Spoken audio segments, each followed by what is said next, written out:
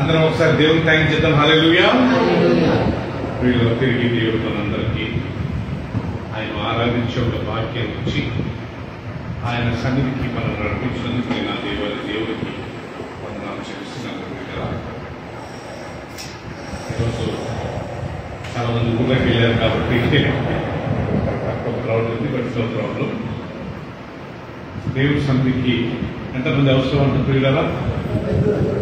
ఇద్దరు లేకుంటే మనం చాలా మంది ఇద్దరు కంటే ఎక్కువ మంది. కాబట్టి దేవుడు వాగ్దానం చేసినట్టుగా ఆయన సన్నిధిలో ఉండాలంటే ఇద్దరు ఉంటే ఆయన మన మధ్య ఉంటాడనే విషయాన్ని మనం నేర్చుకున్నాము. కాబట్టి దేవుడి నామానికి వందనాలు.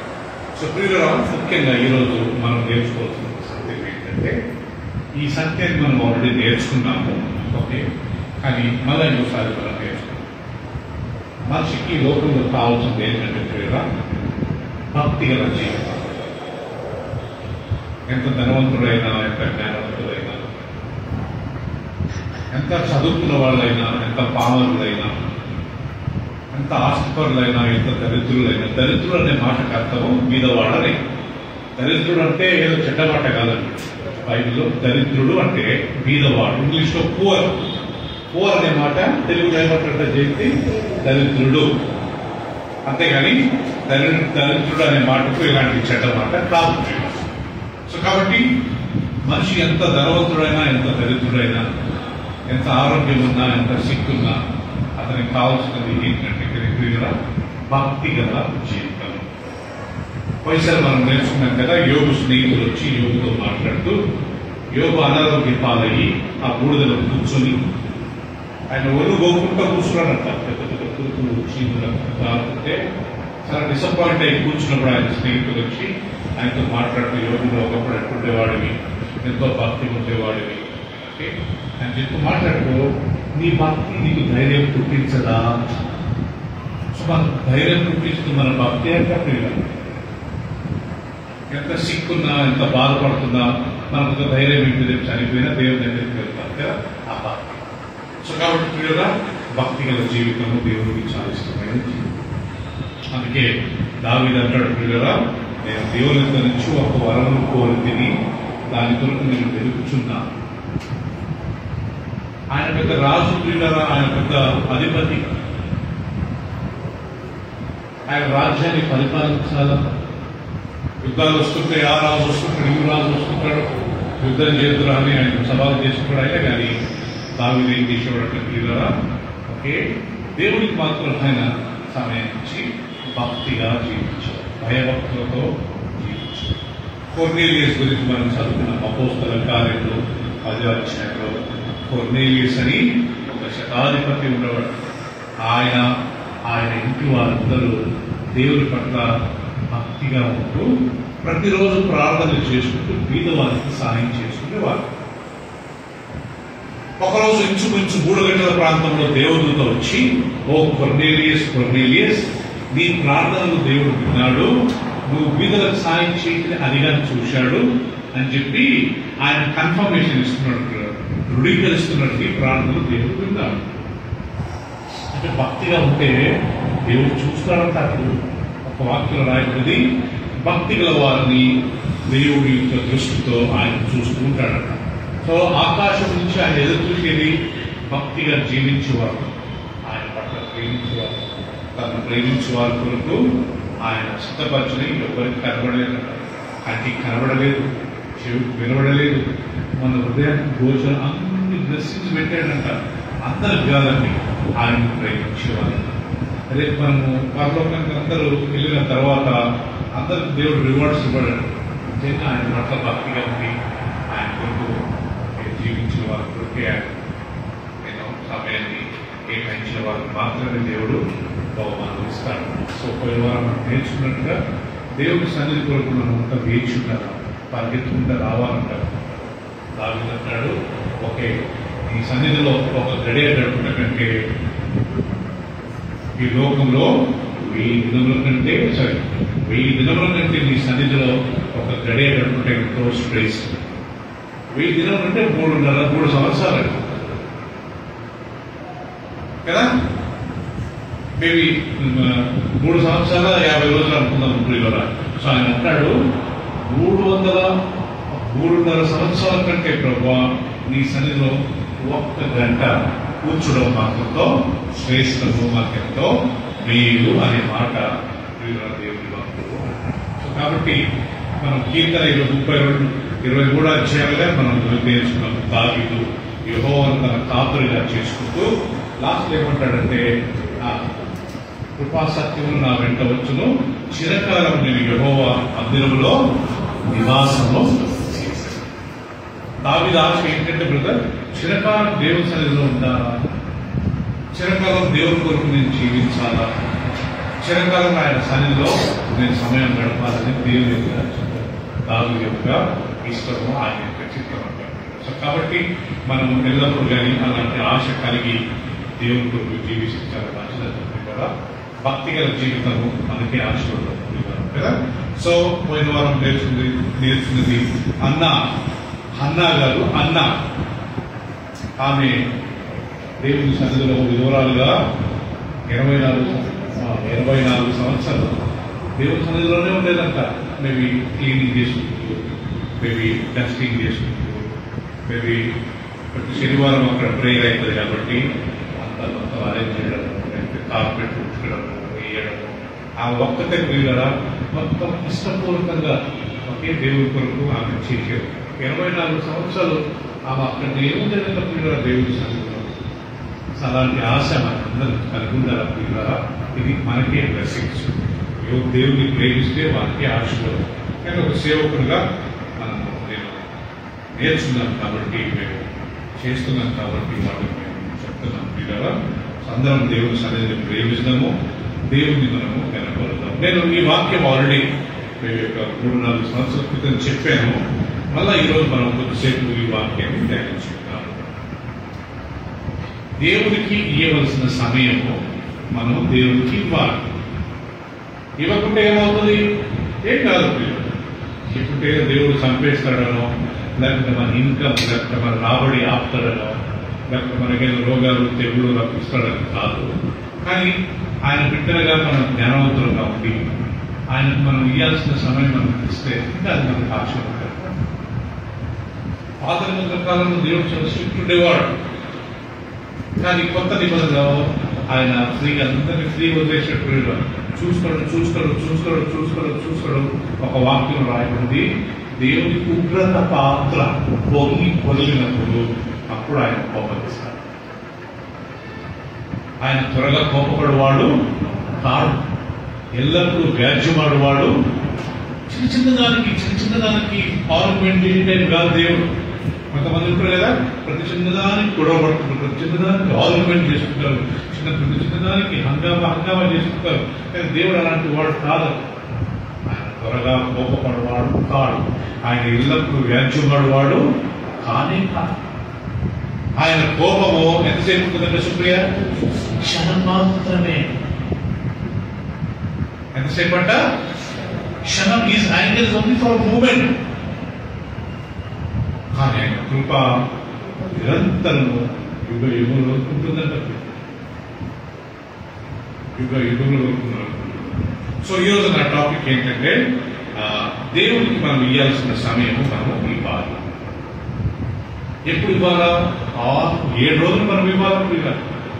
సోమవారం నుంచి ఆదివారం వరకు, లేకపోతే ఆదివారం నుంచి సోమవారం వరకు 7 రోజులు మనం దేవుడికి ఇవ్వాలి. ఎందుకంటే ఆ సమయము దేవునికి సంబంధించి మనం ఉద్యోగాలు చేసుకోవచ్చు, స్కూళ్ళకి వెళ్ళవచ్చు, మన ఇంటి పనులు మనం చేసుకోవచ్చు, ఇంటి క్లీన్ చేసుకోవచ్చు, ట్రీట్మెంట్కి వెళ్ళొచ్చు, హాస్పిటల్కి వెళ్ళొచ్చు, అన్ని పనులు మనం చేసుకోవచ్చు. కానీ బ్యాక్ ఆఫ్ అవర్ మైండ్, మన మనసు వెనక, మన తలంపుల వెనక ఎప్పుడు దేవుని జ్ఞాపకం చేసుకోవాలి. ఎవరో ఒక బ్రదర్ వాక్యం చెప్తూ, ఆయన గ్రామస్తులండి, ఒక విలేజ్ ఒక మాస్టర్, ఆయన ఏమంటాడంటే మనం బ్రతుకుడము, మనం శ్వాస తీసుకోవడము వాక్యంలోనే ఉంది. ఆయన ఎగ్జాంపుల్ ఇస్తూ మనం మనం శ్వాస తీసుకున్నప్పుడు మనము యేసుక్రీస్తును మనం జ్ఞాపకం చేసుకుంటాం. ఊపిరి తీసుకున్నప్పుడు అంటామంట, ఊపిరి వదిలినప్పుడు ఏమంటామంట? ఊపిరి శ్వాస తీసుకున్నప్పుడు ఏ అంటామంట, శ్వాస విడిచినప్పుడు సు. కాబట్టి మన శ్వాసలు కానీ ఉదయం వేసుకున్నాం, అది మనకు తెలవదంట ప్రియుగా. అది మనం తెలవకుండానే మనం దాని శ్వాస తీసుకుంటూ వేసుకునే జ్ఞాపకం చేసుకుంటాం. కాబట్టి ఈరోజు మన పాయింట్ ఏంటంటే దేవుడికి ఇవ్వాల్సిన సమయం మనం ఇవ్వాలి. ఎప్పుడు ఇవ్వాలి కదా? వారానికి ఒక రోజు, 7 రోజులు ఇవ్వాలి. కానీ ఆ రోజంతా దేవుడికి ఇవ్వాలి. 7వ రోజు అనేది మన బైబిల్లో రాయబడింది. 7వ రోజు, 6 రోజులు మీరు పని చేసుకోండి. 7వ రోజు నాకు పరిశుద్ధమైంది, నా సన్నిధికి మీరు రావాలి, నా సన్నిధి మీరు ప్రేమించాలా, భార్య భర్త పిల్లలు కుటుంబంగా మీరు రావాలి, నా సన్నిధిలో నన్ను ఆరాధించాలి, సంఘంలో మీరు కూడాలి. ఆ రోజు ఏ పని చేయకూడదు, మీరు మీ వ్యాపారాలన్నీ ఆ రోజు మార్చుకోవాలి, మీ పనులన్నీ మార్చుకోవాలా, నా సన్నిధికి నువ్వు రావాలి అనే విషయాన్ని ఈరోజు మనం దేవుడికి జ్ఞాపకం చేసుకున్నాం. దేవుడు ఈ లోకాన్ని 6 రోజులలో సృష్టించి 7వ రోజు విశ్రాంతి తీసుకున్నాడు అనే విషయాన్ని మనం ధ్యానించుకున్నాం కదా. ఆదికాండము 2వ అధ్యాయం, జెనసిస్ చాప్టర్ 2 verse 1. దేవుడు ఎంత జ్ఞానవంతుడు చూడండి. మనకు ఆయన లెసన్ నేర్పడానికి, మనకు ఒక పాఠం నేర్పడానికి ఆయన ప్రాక్టికల్ గా చేసి మనకు కదా ఈ వాక్యాన్ని పలికించాడు. ఆదికాండము 2వ అధ్యాయం నేను చదువుతాను, 1వ వచనం నుంచి గుర్తుపెట్టాను. ఆకాశమును భూమియు వాటిలో ఉన్న సమస్తము సంపూర్తి చేయబడి దేవుడు తాను చేసిన తన పని 7వ దినములోగా సంపూర్తి చేసి, తాను చేసిన తన పని అంతటి నుండి 7వ దినమున విశ్రమించెను. కాబట్టి దేవుడు ఆ 7వ దినమును ఆశీర్వాదించి, రెండవది పరిశుద్ధపరచెను. ఏదైనగా దానిలో దేవుడు తాను చేసినట్టు సృజించినట్టు తన పని అంతటి నుండి విశ్రమించాడు. ప్రియులారా, ఆదికాండం 1వ అధ్యాయంలో మనం ఏం చూస్తామంటే దేవుడు భూమి ఆకాశాన్ని సృష్టించాడు.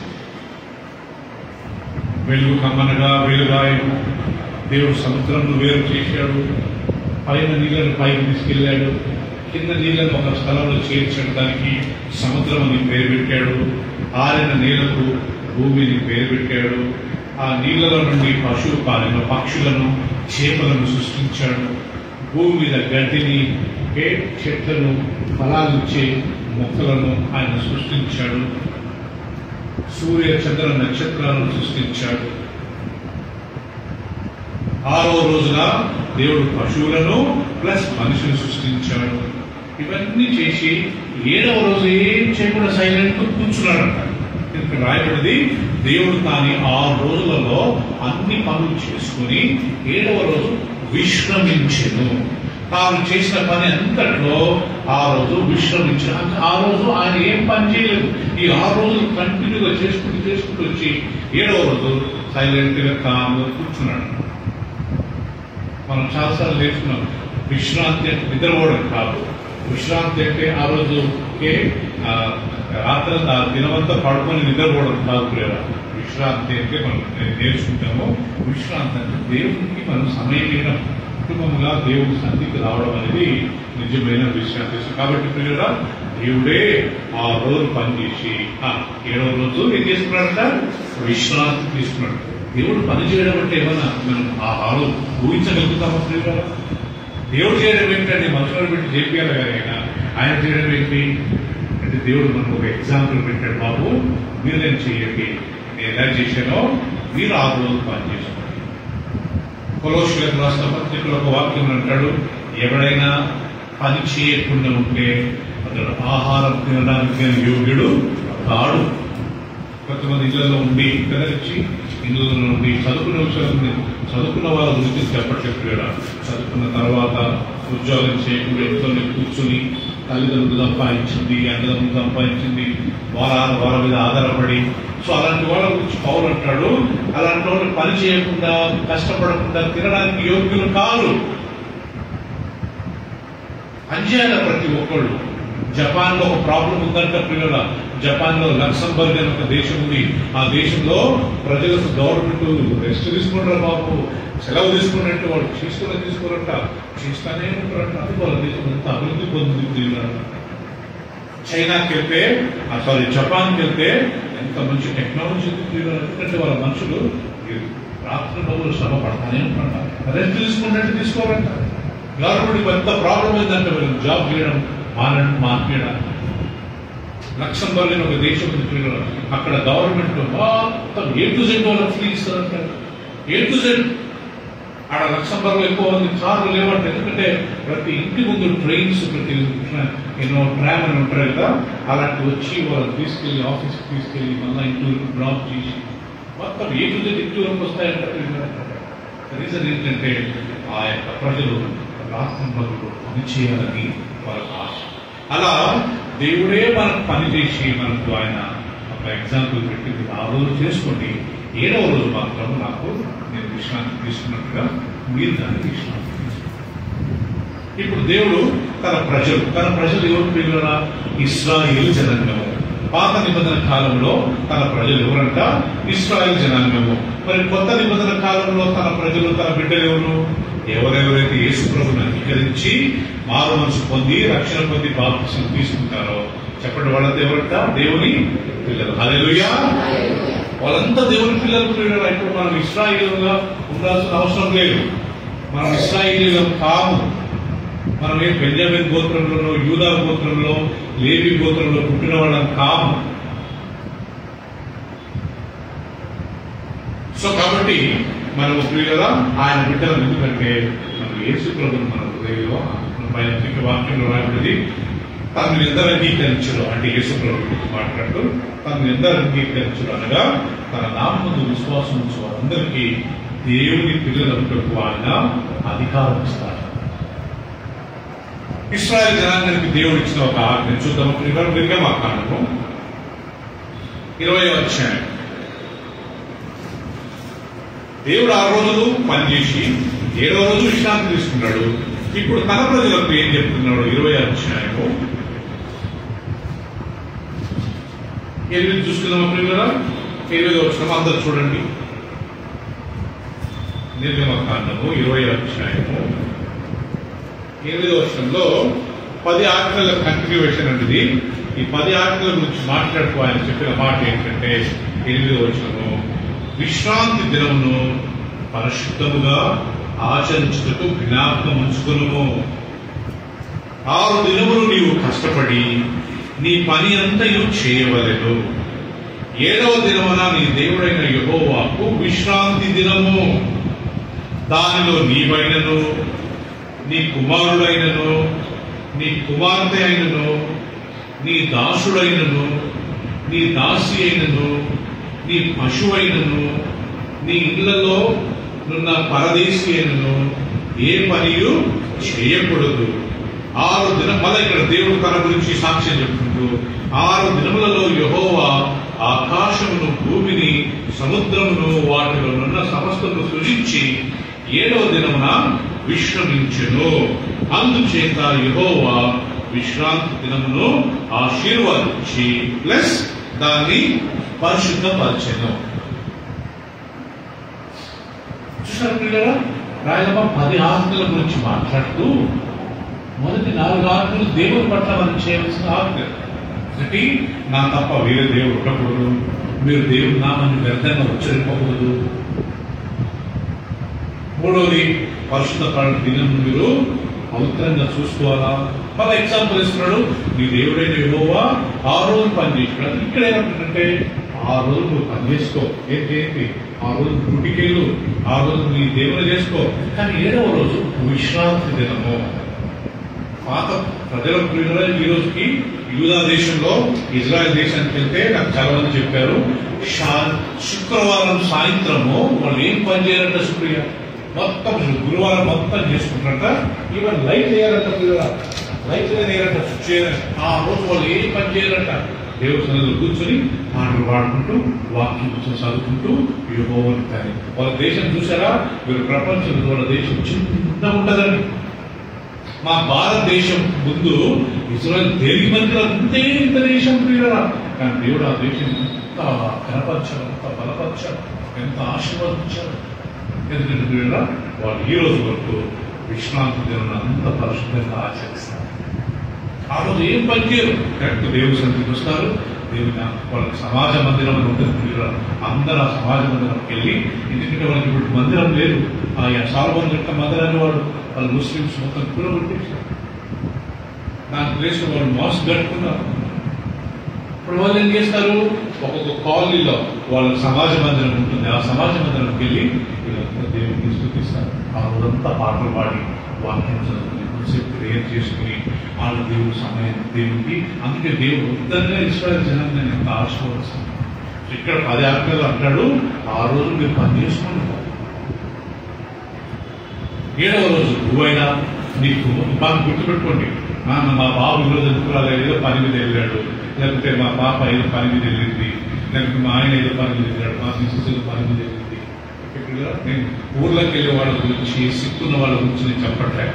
ఆరోగ్యంగా ఉండి మంచి ఇంట్లో ఉండి ఓకే మంచి ఏ పని లేకుండా మందిరానికి రాకుండా దేవుడికి సమయం ఇవ్వకుండా వాళ్ళ గురించి నేను చెప్తున్నాను. కొంతమంది ఊర్లోకి వెళ్ళిపోతారు సెలవులలో, వాళ్ళ గురించి మనం ఈ వాక్యం ఏమి అనలేదు. నీకెందుకో అక్కడ ఆ ఊర్లలో కానీ వాడు మందిరానికి వెళ్ళాలి, దేవుడి సన్నిధికి వెళ్ళాలి. నేను చాలా తక్కువ అప్పుడు కదా 53 సంవత్సరాల వయసులో నేను సేవకునిగా వచ్చి ఆల్మోస్ట్ నేను 35-36 సంవత్సరాలు అవుతుంది. నాకు తెలిసి ఈ ఒక్క రోజు కానీ నేను ఏ సండే దేవుడి సన్నిధికి నేను మా ముఖ్యమంత్రి కదా అయినంత వరకు నేను మందిరం నడుపుతున్నాను కాబట్టి దేవుడు నాకు ఆ కృపను ఇచ్చింది కాబట్టి అయినంత వరకు సండే ఎవరో నన్ను పిలిచినా కానీ ఆ సండే నేను అక్కడికి వెళ్ళకుండా మ్యాక్సిమం అందరూ ఉండడానికి ప్రయత్నం.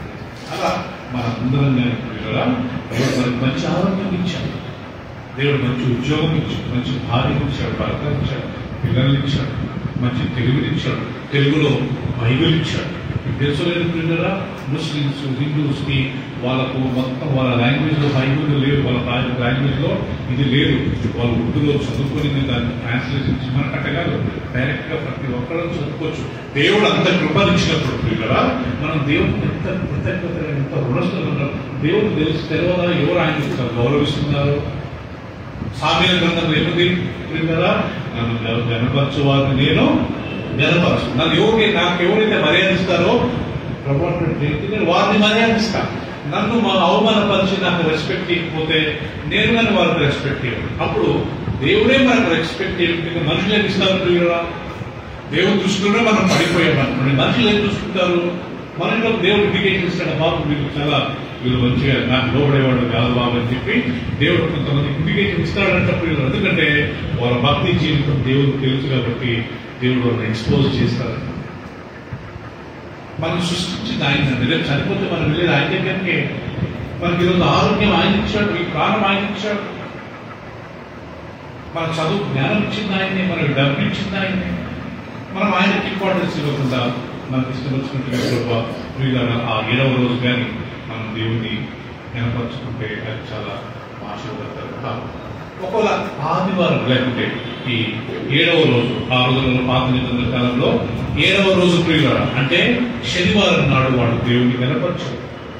ఆదివారం పనిచేసేవాడు సోమవారం, మంగళవారం, గురు, శుక్రవారం వరకు అయిన తర్వాత శుక్రవారం రాత్రి నుంచి శనివారం రాత్రి వరకు వాళ్ళు ఏం పనిచేసేవారు గారు దేవుడి సన్నిధిలో. సో 3వది దేవుని యొక్క ఆ దినాన్ని మనం గనపరిచి ఆ రోజు దేవుడికి మనం సమయం ఇస్తే ఏం ఆశీర్వాదం వస్తుందంట? యెషయా గ్రంథం తీసుకుంటాం. చాలా ముఖ్యమైన వాక్యం తీసుకుంటాము. యెషయా గ్రంథం 58వ అధ్యాయం, ఐసాయా 58.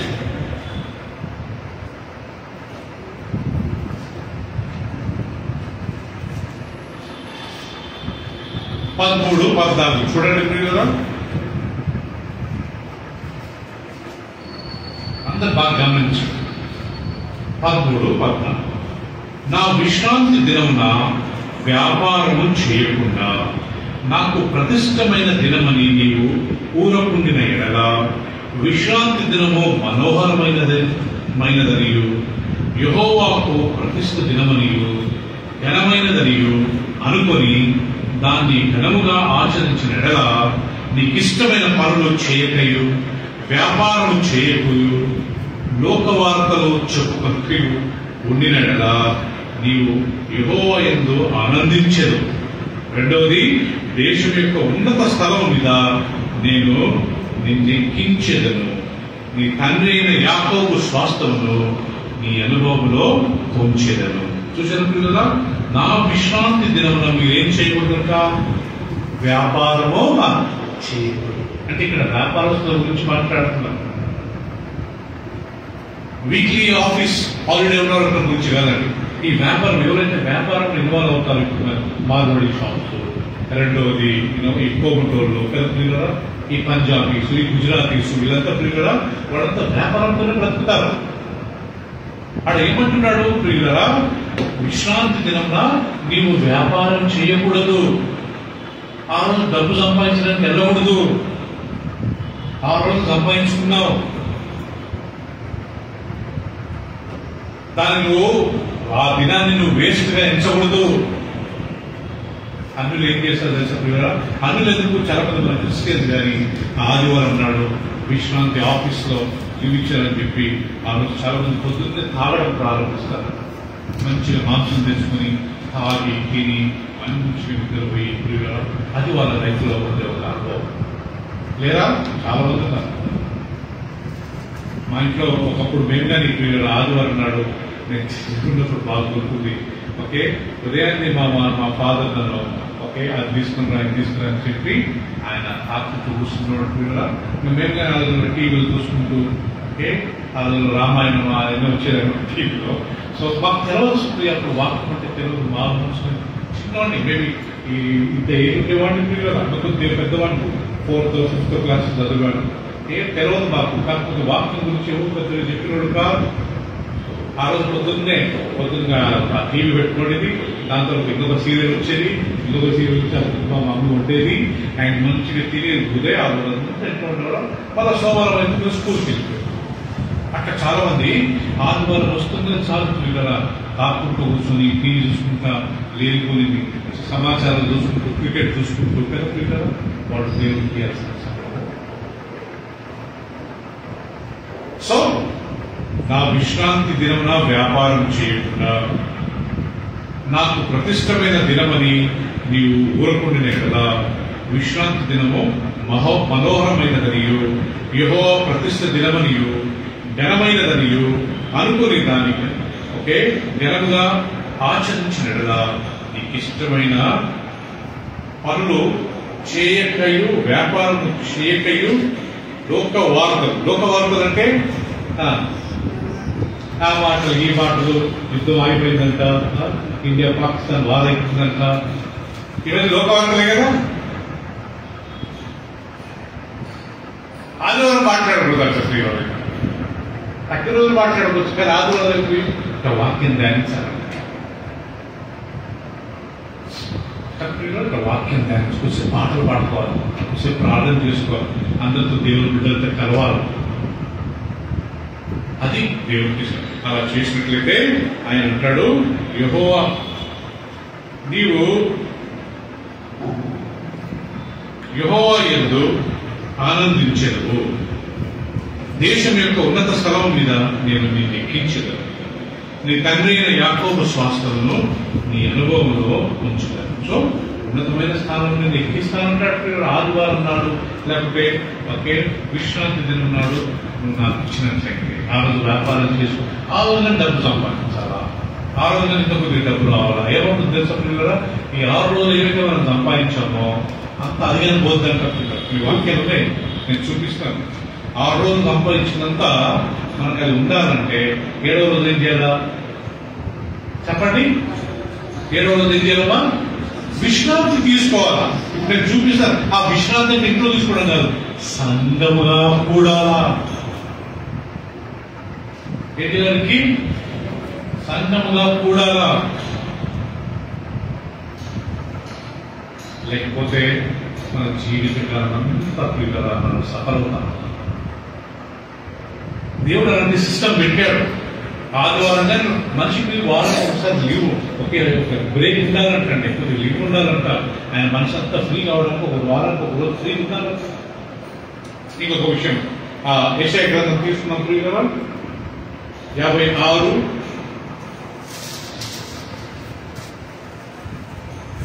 దేవుడు ఎంత ఆశీర్వదిస్తాడంట. మనం ఆయన ఆదివారం నాడు మనం ఆయన దేవుని సన్నిధికి ఇచ్చినట్టు 2వ వచనం, 56వ అధ్యాయం 2వ వచనం. నేను నియమించిన విశ్రాంతి దినమును అపవిత్రపరచకుండా దానిని అనుసరించుచు ఏ కీడు చేయకుండా తన చేతిని బిగబట్టువాడు అన్యుడు. ఆ ప్రకారం చేసి దాన్ని రూఢిగా గైకొన్న నరుడు ధన్యుడు. యెహోవాను హత్తుకును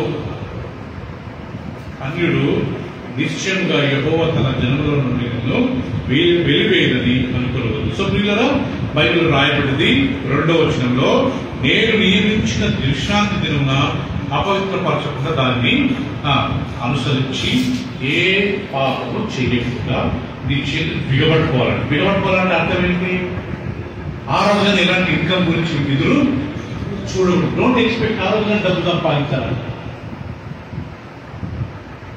మన జయంతి వాళ్ళ తమ్ముడు శ్రీను, ఆయన మాకు రావాలని చాలా ఇష్టము, కానీ ఆయన పనిలో ఆయన ఆదివారం కానీ వదలంటారు. అది ఎక్కడో బిహార్లో అంట, వాళ్ళు ఇక్కడ వచ్చి మన పని మనుషులు మన ఆదివారం ఆయన ఎప్పుడు ఫోన్ చేస్తున్నారు, మాస్టర్ గారు రావాలనుకుంటున్నాను, మా సార్ నన్ను వదలండి. అలా ఆసక్తి పిల్లలా మనకు ఉండాలంట. మనకు ఆసక్తి లేదనుకోండి, దేవుడు మన దేవుడు గారు మనలో సండే వదలడంట. సండే కానీ చేసుకుంటారు బాబు అని దేవుడు మనలో జాబ్ పెట్టిస్తాడు. ఎందుకంటే దేవుడు సండేకి వెళ్ళాలా, వాక్యం వినాలి. ఇలాంటి వాక్యాలు ఎవరు చెప్తారండి? ఇలాంటి మాటలు ఎవరు చెప్తారు? మనకు మంచి మార్గంలో నడవమని ఎవరు మనకు నేర్పిస్తారు ఈ లోకంలో? రాజకీయ నాయకులు మనకు నేర్పిస్తారా? స్కూళ్ళలో నేర్పిస్తారా? మన భారతదేశంలో మీకు తెలుసు, మన స్కూళ్ళలో ఏమేమి పాఠాలు నేర్పిస్తున్నారు. ఆశ్చర్యం అనిపిస్తున్నారు. ఎప్పుడన్నా మేము చిన్నప్పుడు మా స్కూళ్ళలో పిల్లల రామాయణం గురించి, మహాభారతం గురించి, వీటి గురించి ఎప్పుడన్నా యేసుక్రీస్తు గురించి నేర్పించే మన సిలబస్ లో ఉందా? క్లియర్. మనల్ని మొత్తం దానికి ఇదైపోయి లాస్ట్కు ఒకే దేశం మనం ఆదివారం ఒక్కరోజు దేవుడు సమీపించకూడదు. ఇక్కడ వాక్యం ద్వారా మనకు నేర్పిస్తున్నారు, స్కూళ్ళలో నేర్పించరు.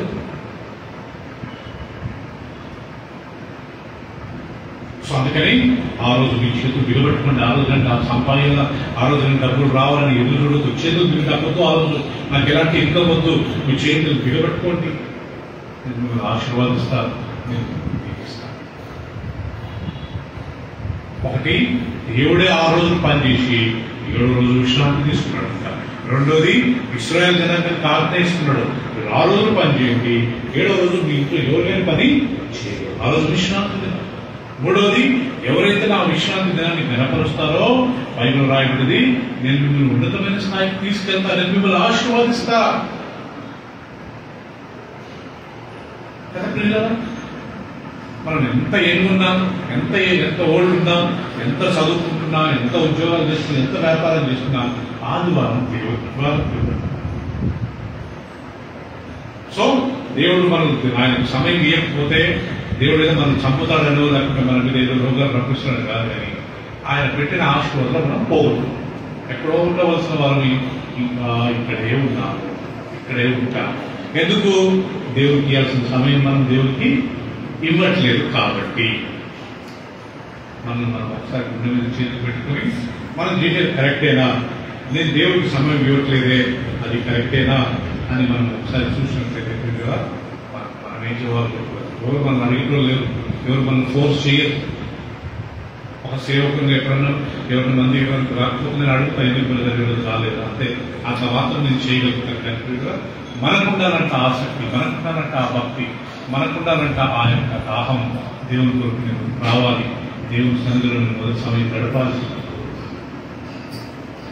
సో ఈ యొక్క పరిశుద్ధ దినం అనేది, ఈ యొక్క ఆది శనివారం ఆ రోజు విశ్రాంతి దినం అనేది దేవునికి ప్రజలకు మధ్య ఒక నిబంధన, ఒక కమిట్మెంట్, ఒక కవరెంట్. చూద్దాం. నిర్గమకాండము 31:17 నిర్గమకాండము 31:17.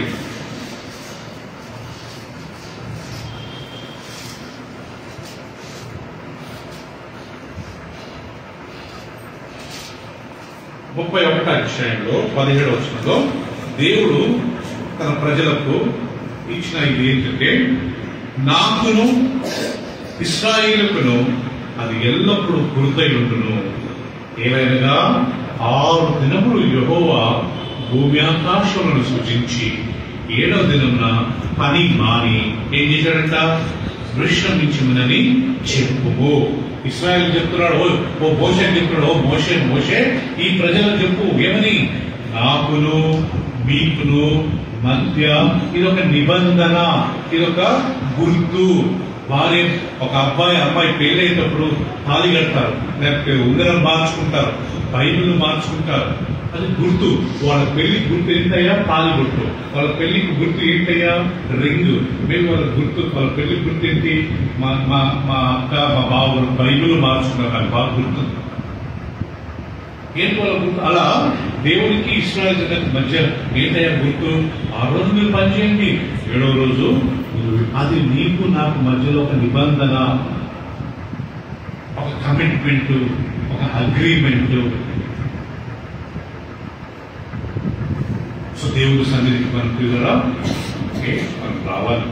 ఎలా రావాలి సిస్టర్ గారు? ఆసక్తితో రావాలి, మన హృదయపూర్వకంగా ఇష్టపూర్వకంగా మనం రావాలి.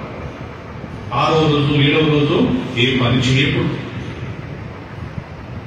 మన దగ్గర ఒక బ్రదర్ ఉండేవారు, ఆయన వారంతా పిల్లలు లక్నో ఢిల్లీ అక్కడ ఉండేవారు. ఆదివారం అయ్యేటప్పుడు ఫ్లైట్ లో వచ్చేవారంటే ఆయన ఫ్లైట్ వచ్చి కుటుంబంగా, I don't want to tell his name, కుటుంబంగా వచ్చి దేవుని సన్నిధిలో కూర్చొని మళ్ళీ ఈవినింగ్ ఫ్లైట్ వెళ్ళి, అంటే అప్పటికే ఆయనకు 10,000 15,000 అయ్యేది కదా. మళ్ళీ ఈవినింగ్ ఫ్లైట్ మళ్ళీ ఢిల్లీకి వెళ్ళి, అంటే ఆయన నా సన్నిధి దేవుని సన్నిధి, దేవుడు మమ్మల్ని ప్లేస్ లో పెట్టాడు, దేవుడు వాక్యాన్ని వినాలా, దేవుని వినపరచాలని ఫ్లైట్ ఢిల్లీ నుంచి ఫ్లైట్ వచ్చేవారు. ఒకసారి అడిగితే కల్కట్టా నుంచి వచ్చానన్నవాడు. అలా ప్రియురా మనం కానీ ఎంత పనులు ఉన్నాయి, ఏం బిజినెస్, ఆదివారం రోజు అది దేవుని కొరకే అని మన మైండ్లో డిసైడ్ కావాలి. బైబిల్లో రాయబడితే వారిని ఆశీర్వదిస్తా, ఉన్నతమైన స్థాయిలో మిమ్మల్ని పెడతా, అది నా దినము. మీరు ఆ రోజున డబ్బు సంపాదించొద్దు, ఆ రోజున వ్యాపారానికి పంపొద్దు, ఆ రోజున ఫ్రెండ్స్ బర్త్డేని, ఫ్రెండ్స్ ప్రోగ్రామ్ ఉందని చెప్పి ఓకే మీరు వెళ్ళొద్దు, నా సన్నిధికి రండి, తర్వాత వెళ్ళండి. ఆ రోజు మీరు దేవుడి సన్నిధికి ఇవ్వాలి. మన యవనస్తులందరికీ ఒకే ఒక లెసన్ ఏంటంటే కదా, ఫ్రెండ్స్ ఉండడం తప్పలేదు, కానీ ఆదివారం నాడు దేవుడి సన్నిధి మనం రావాలి. ఎంత ఫ్రెండ్స్ ఎంత ప్రోగ్రామ్ ఉన్నా, వాళ్ళు ఎంతమంది రమ్మన్నా కానీ ఇప్పుడు కదా దేవుడి కుటుంబం మన మీద లేకపోతే మనం ఏం చేయగలుగుతాం? అక్కడ రోజు ఎప్పుడైనా వెళ్తాం, కానీ ప్రియురా దేవుడి సన్నిధికి వచ్చి మనం వెళ్తే ఆశీర్వాదం. సో ప్రియురా, ఒకటి దేవుడు 6 రోజులు పనిచేసి 7వ రోజు విశ్రాంతి తీసుకున్నాడు.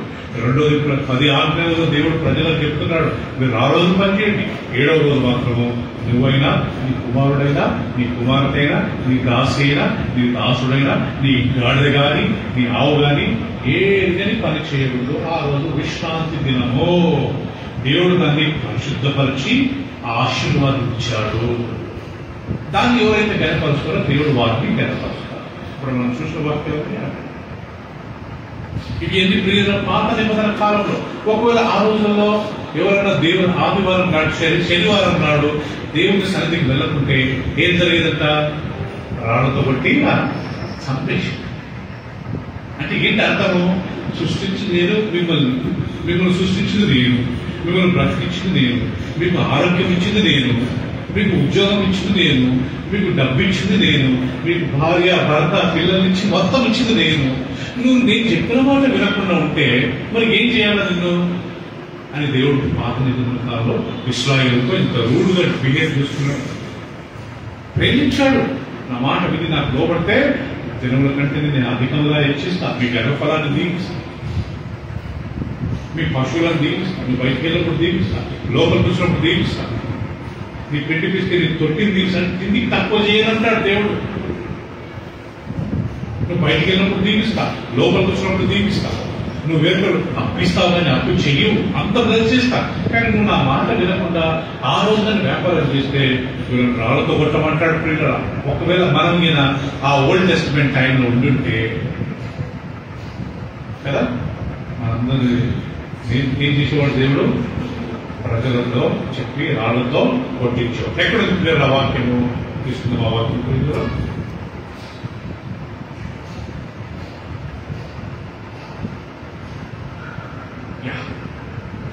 35వ అధ్యాయం నిర్గమకాండము 2వ వచనం. నిర్గమకాండం, book of Exodus chapter 32 verse 2.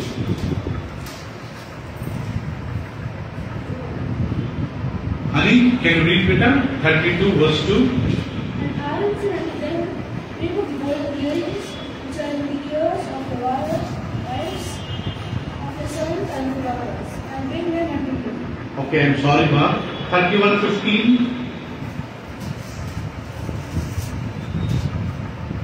6 days their work to be done, but the seventh day is the Sabbath day of rest, holy of the Lord. Whosoever doeth any work in Sabbath day, he shall surely be put to death. He shall be surely be put to death.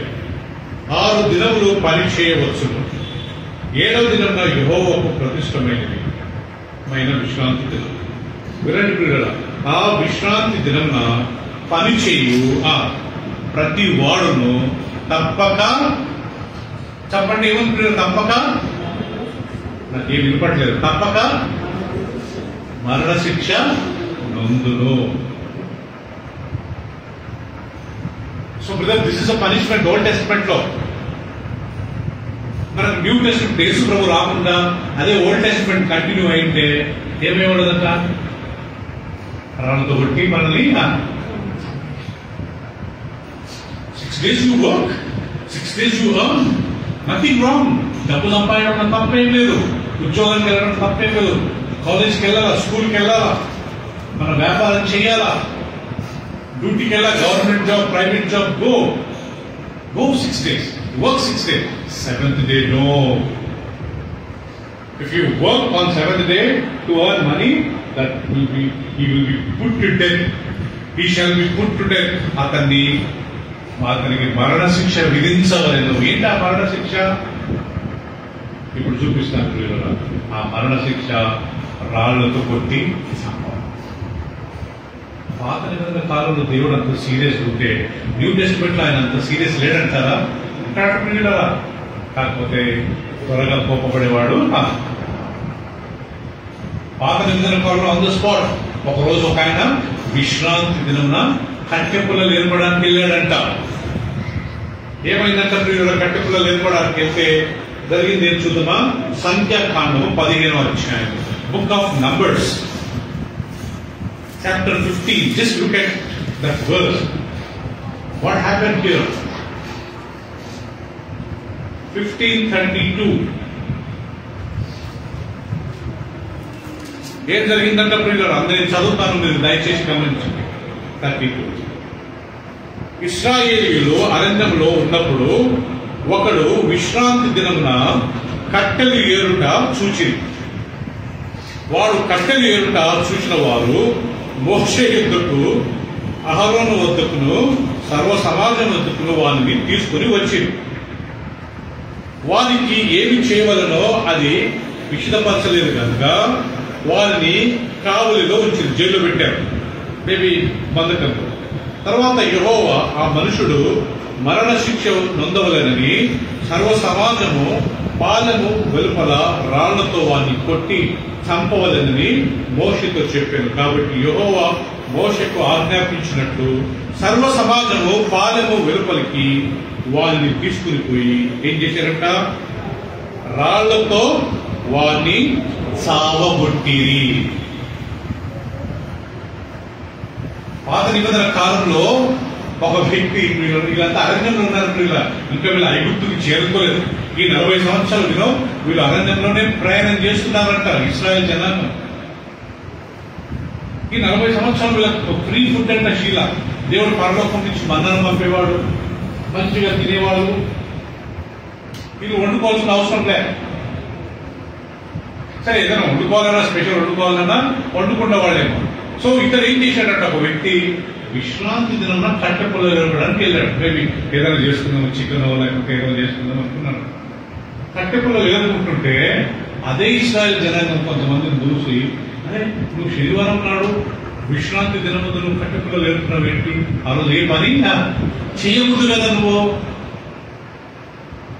అతన్ని మోషే Aaron దగ్గరికి తెచ్చారంట. అయ్యా మోషే గారు, Aaron గారు, ఇదిగో ఈ రోజు శనివారం, ఈ రోజు విశ్రాంతి దినం, అందరూ వాళ్ళ క్యాంపస్ లో కూర్చొని దేవుడిని నిలపరచుకోవాలి. ఓకే, కానీ ఈయన కట్టెపిల్లలు ఏరుతున్నాడని చెప్పి ఆయన తీసుకుని వచ్చారు. అప్పుడు ఇమ్మీడియట్ గా మోషకి ఏం చేయాలో తోచలేదు కాబట్టి కొద్దిసేపు ఆయన కావలిలో ఉంచాలని జైల్లో పెట్టారు, ఒక రూమ్ లో పెట్టారు. తర్వాత ప్రభుని అడిగారు, ప్రభు ఏం చేయాలా? ఇంతకు మనం చదివాం కదా, అతన్ని మరణశిక్ష విధించాలని. ఇప్పుడు మోషేతో దేవుడు అంటాడు, మోషే అందరు సర్వ సమాజం, ఒక్కడుగా ఇద్దరు కాదు, సర్వ సమాజం మీరు రాళ్లతో కొట్టాలి. ఎంతమంది ఉన్నాడు? 6 లక్షల మంది పురుషులు ఉన్నారు. 6 లక్షల రాళ్ళు పడితే వ్యక్తి నుంచి 6 లక్షల మంది రాళ్ళున్నారా? సర్వ సమాజం కొట్టారు.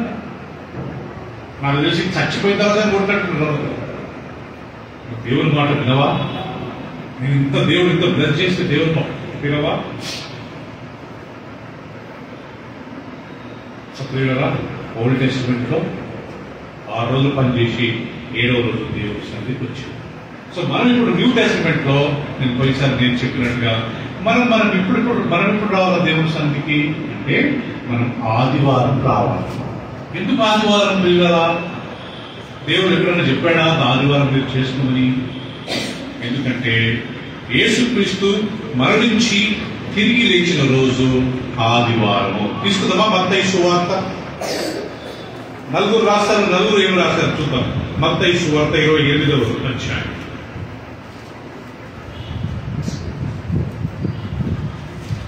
Matthew chapter 28 verse 1. అందరు తీసుకురావు చదువుతారు. మత్తయి సువార్త 28వ అధ్యాయం మొదటి వచనం వినండి. విశ్రాంతి దినము గడిచిపోయిన తరువాత ఆదివారమున తెల్లవారుచుండగా మగ్దలేని మరియ వేరొక మరియు సమాధి చూడవచ్చిరి. ఎప్పుడు వచ్చారంటమ్మా?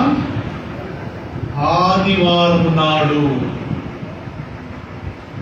విశ్రాంతి దినం గడిచిన తర్వాత.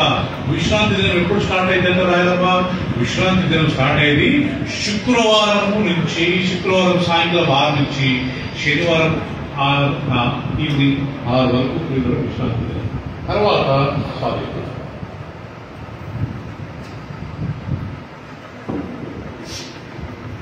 విశ్రాంతి దినం అయిన తర్వాత ఆదివారం నాడు మగ్దలేను మరియు వేరొక మరియ ఉదయం వాళ్ళు సమాధి దగ్గరకు వచ్చారు. అంటే ఏం జరిగిందమ్మా అక్కడ? యేసు ప్రభు తర్వాత చదివితే ఆయన లేచారు, సమాధి ఖాళీ. వీళ్ళు అడుగుతున్నారంట ఆ దూతలు పట్టుకొని, అయ్యా ఆయన తోట బాధ అనుకొని మా ప్రభుని ఎవరు తీసుకెళ్లారు? అప్పుడు ఆ దూత అంటారంట, ఆయన చెప్పిన ప్రకారము ఆయన గలిలయకి వెళ్ళిపోయాడు, అక్కడికి వెళ్ళండి.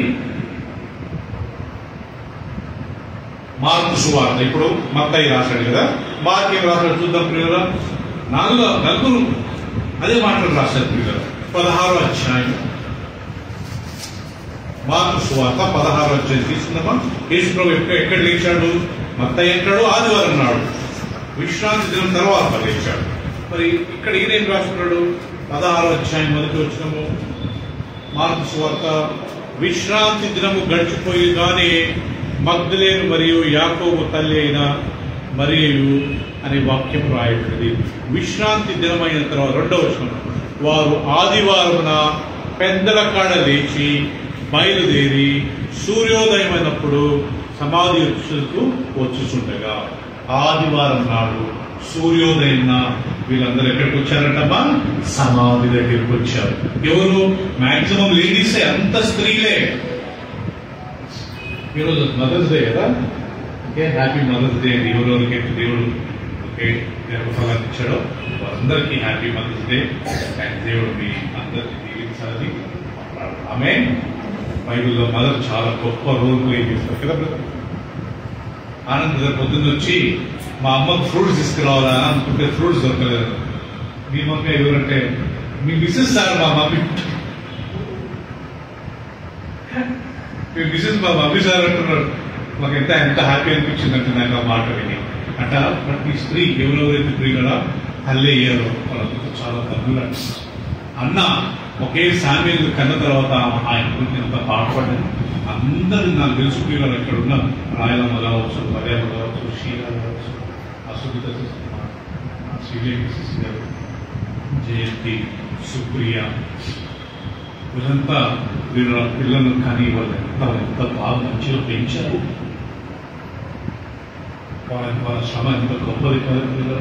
9 నెలలు కడుపులో పెట్టుకొని ఆ 9 నెలలు ఏం జరుగుతుందో తెలియదు.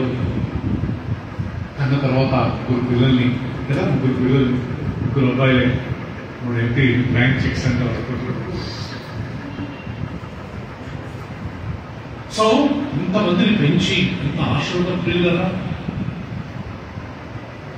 అందుకే బైబిల్ రాయబడింది తల్లి ప్రేమ కంటే దేవుని ప్రేమ గొప్పది. అంటే తల్లి తర్వాత నెక్స్ట్ ఎవరంట దేవుడే. కానీ భూమి మీద ఎవరంట అంతకంటే గొప్ప తల్లి. తల్లి తన బిడ్డను మరచునా మరవదు. ఒకవేళ మర్చినా నేను మిమ్మల్ని అంటే తల్లి ప్రేమ అంత ఒక సామాన్యంగా మర్చిపోదు. ఒకవేళ బై ఛాన్స్ మర్చిపోయింది అనుకోండి, పొరపాటు నేను మిమ్మల్ని. సో ప్రియులరా, so once again all sisters ఎవరైతే దేవుడు మీకు గర్భఫలాన్ని ఇచ్చాడో మీ అందరికీ happy Mother's Day. Okay, so therefore ప్రియులరా, ఈరోజు మనం నేర్చుకునేది ఏంటంటే మనము శనివారం నాడు కాదు, మనం దేవుని సన్నిధికి రావాల్సింది ఏ రోజు అంటామా? ఆదివారం నాడు. ఎందుకంటే నుంచి ఆదివారం ఏంటంటే ఆదివారం స్పెషల్ ఇప్పుడే మనం చదువుకున్నాం కదా, యేసుక్రీస్తు పునరుత్థానం అయిన రోజు అది. ఏంటి స్పెషల్ సండే అంటారు కొన్నిసార్లు. ఏం చెప్పాలంటే ఈరోజు స్పెషల్ మంచి వాక్యం విందామన్నారు. ఆ మటన్ తెచ్చాడు ఆయన, అది తర్వాత కదా ప్రియులరా. ఫిష్ అంటే మనకి స్పెషల్ ఈరోజు. మా డాడీ ఫిష్ తెచ్చాడు, అది కాదు ప్రియులరా. మనకు స్పెషల్ ఏం చెప్పండి, ఏంటి ఈరోజు ఆదివారం స్పెషల్? మంచి వాక్యం విన్నాం, కొద్దిసేపు దేవుణ్ణి ఆరాధించాము, మంచిగా మా బ్రదర్ సిస్టర్స్ అందరితో మేము సహవాసంగా ఒక హాఫ్ అన్ అవర్ సమయం గడిపాము. That is special. ఇంకొక వాక్యం తీసుకుందాం ప్రియులరా. లూకా సువార్త. అంటే ఇప్పుడు ఇద్దరు చూసాం మనం ప్రియులరా. ఆదివారం నాడు యేసు ప్రభు లేచాడు అన్నమాట. లూకా సువార్త 24వ అధ్యాయము 1వ వచనం. ఆదివారమున తెల్లవారుచుండగా ఆ స్త్రీలు తాము సిద్ధపరిచిన సుగంధ ద్రవ్యములను తీసుకొని సమాధి యొద్దకు వచ్చిరి. యోహాను సువార్త 21వ అధ్యాయం. ఇప్పుడు ముగ్గురు చూసినప్పుడు ముగ్గురు ఆదివారం నాడు ఏం చెప్పారు. ఇప్పుడు యోహాను సువార్త 20వ అధ్యాయం అనుకుంటారండి, 20వ అధ్యాయం, జాన్ చాప్టర్ 20. ఆదివారం ఇంకా చీకటిగా ఉన్నప్పుడు మగ్దలేను మరియు పెద్దల కాడ సమాధి యొద్దకు వచ్చింది. సో ప్రియులరా, 4 సువార్తలలో రాయబడ్డది ఏంటంటే యేసుక్రీస్తు పునరుత్థానమైంది ఎప్పుడంటే సిస్టర్ గారు, ఎప్పుడు చెప్పండి? ఆదివారం నాడు. సో మనం ఎందుకు ఆదివారం నాడు కూర్చున్నాము? మీరు ప్లాన్ చేయలేదండి. ఇది దేవుడి వాక్యంలో అపోస్తులు, 12 మంది శిష్యులు, ఆ 3000 మంది బాప్తిసం తీసుకున్నాడు, 5000 మంది బాప్తిసం తీసుకున్నాడు. పరిశుద్ధాత్మ దేవుడు పెంతెకోస్తు దినమున ఈ యొక్క సంఘం మీదకి వచ్చినప్పుడు అందరూ అన్ని భాషలు మాట్లాడారే. అప్పటి నుంచి ప్రతి ఒక్కళ్ళు ఆదివారమే గ్యాదర్ అవుతారు. పాయింట్. న్యూ టెస్టమెంట్ ఎప్పుడు స్టార్ట్ అయింది తెలుసా ప్రియులారా? ఎప్పుడైతే పరిశుద్ధాత్మ దేవుడు వాళ్ళ మీదకి వచ్చాడు పెంతెకోస్తు దినము, అక్కడి నుంచి న్యూ టెస్టమెంట్ స్టార్ట్ అయింది. వాళ్ళు ఎప్పుడు గ్యాదర్ అయ్యారంటే చూడండి కదా, గబగబరుడు వాక్యాలు మనం చదువుతున్నాము.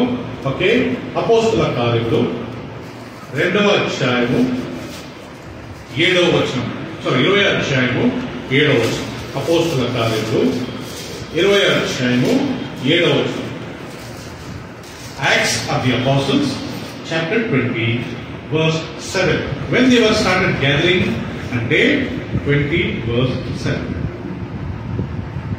ఆదివారం మేము రొట్టె విరుచుటకు కూడినప్పుడు పౌలు మరునాడు వెళ్ళనై ఉండి వారితో ప్రసంగించుచు అర్ధరాత్రి వరకు విస్తరించి మాట్లాడుచుండెను.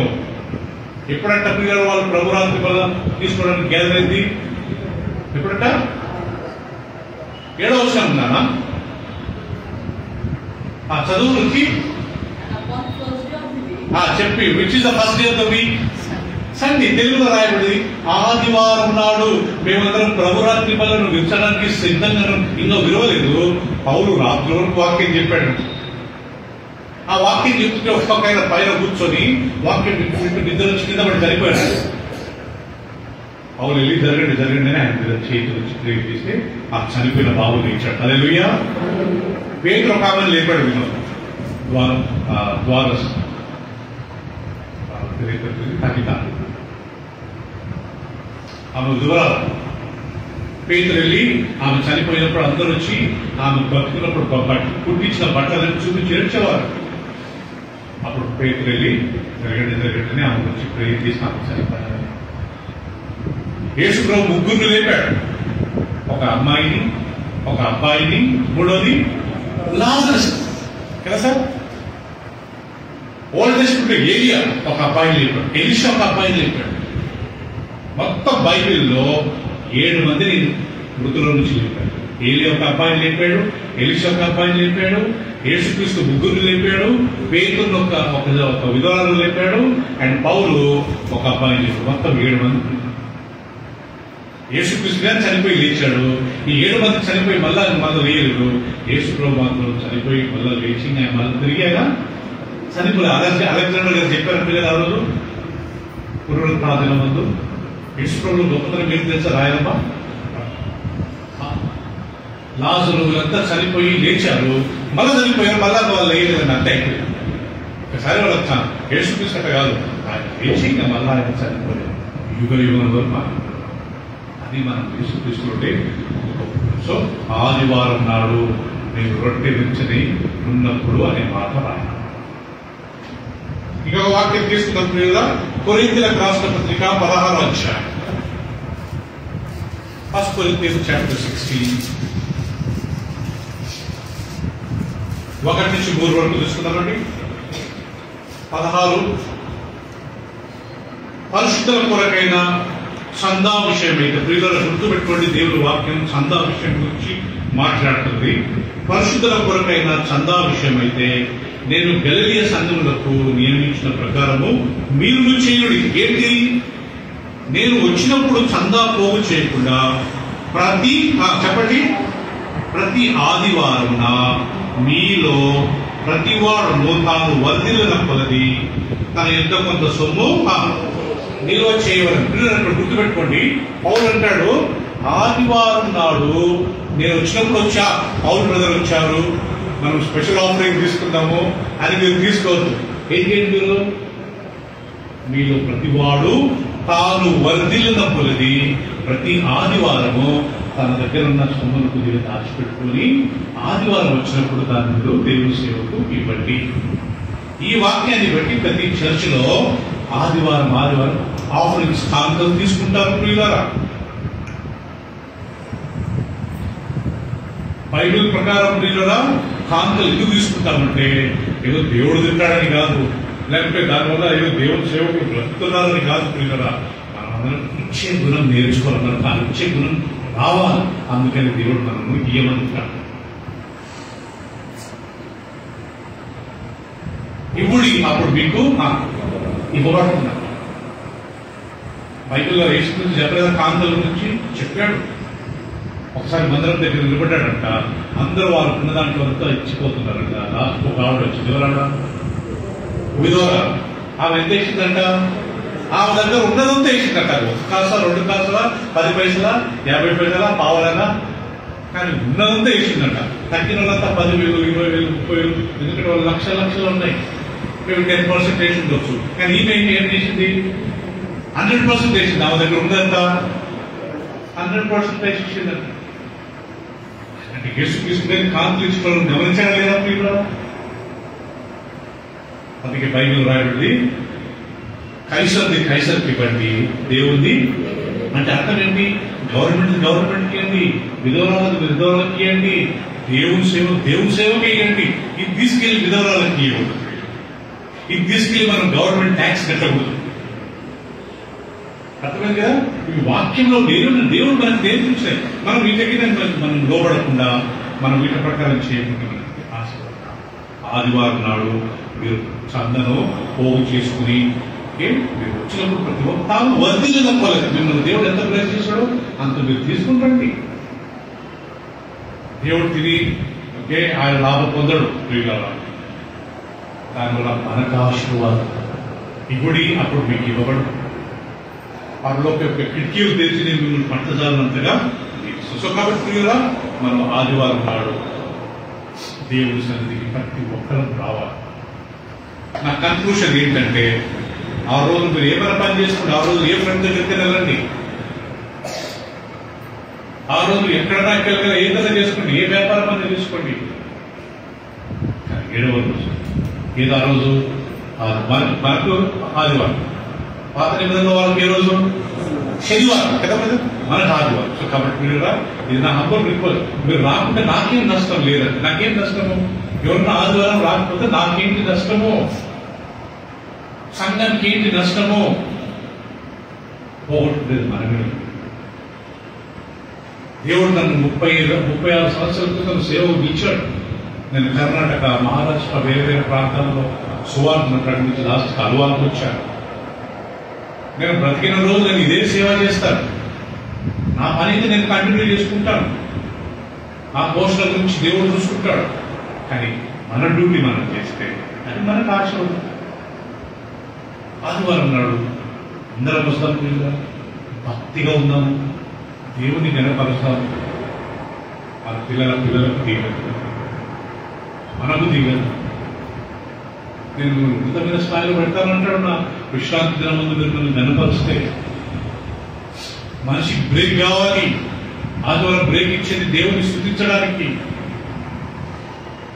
11:30 వరకు ఎవ్వరు రారండి. నాకు చాలా బాధ అనిపిస్తుంది, చాలా బాధ అనిపిస్తుంది. నేను ఒక ఇద్దరు అంతే, నేను అనుష, ఆ దేవదనం ఉంటే పాప, ఆ దేవదనం ఎవ్వరు 11:30 వరకు రావాలి. నాకు బాధ అనిపిస్తుంది. ఒకసారి ఆలోచించండి.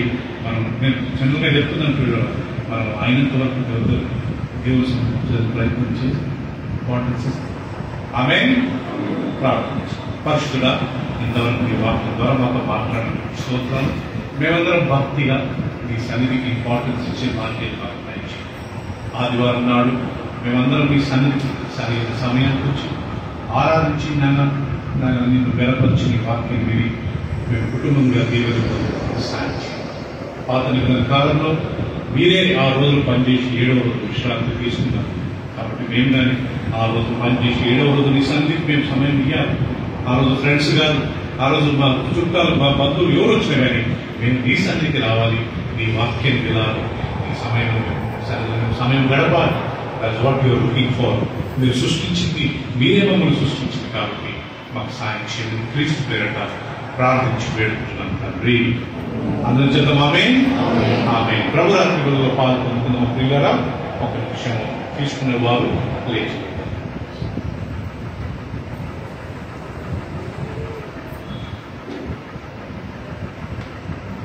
యేసుక్రీస్తు ఆ రాత్రి ఒక రొట్టెను పట్టుకుని దేవునికి కృతజ్ఞతాస్తుతులు చెల్లించి, ఇది మీ కొరకు పుట్టబడిన నా